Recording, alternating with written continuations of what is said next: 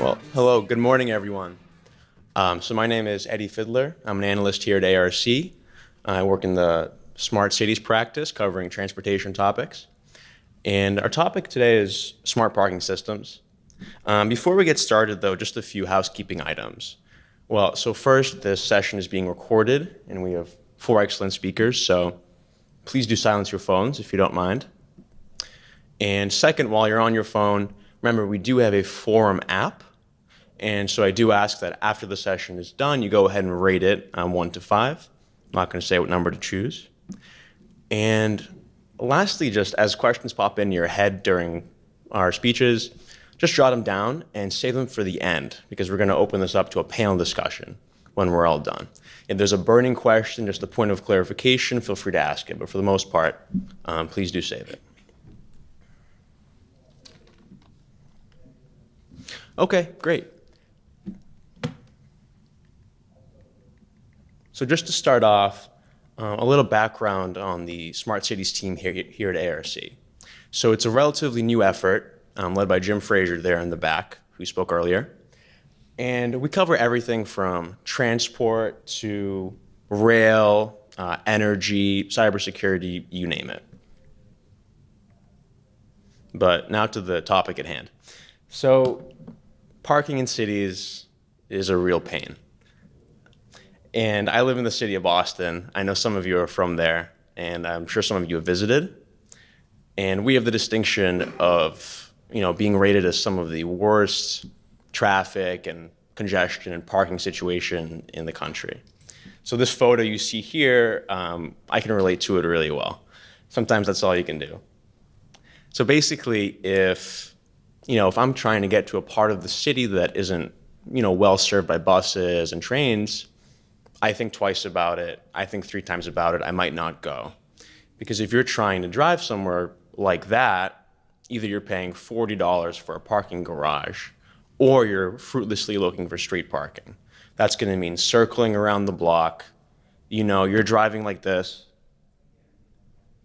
Your eyes are off the road. It's not safe. You're increasing congestion. You're wasting your time. You're polluting.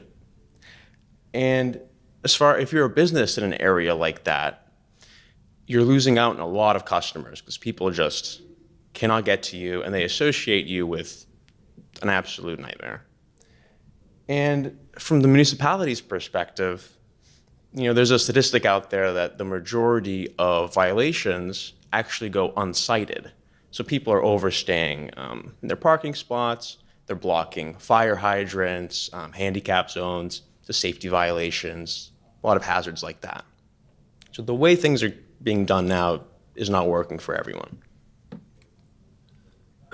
So the solution is quite promising, right? It might look like using sensors to detect spot vacancy, communicating that vacancy to a driver like me, maybe through my navigation app, so I can navigate directly to an open parking spot and not have to circle around for 20 minutes. And that same data can be fed to city planners and designers and local businesses. So now if you're a city planner, you can know, when, how, and where your assets are being used. Because in a city like San Francisco or Toronto or Austin, where real estate prices are what they are, street parking is valuable real estate. So now as a city manager, you can optimize those assets.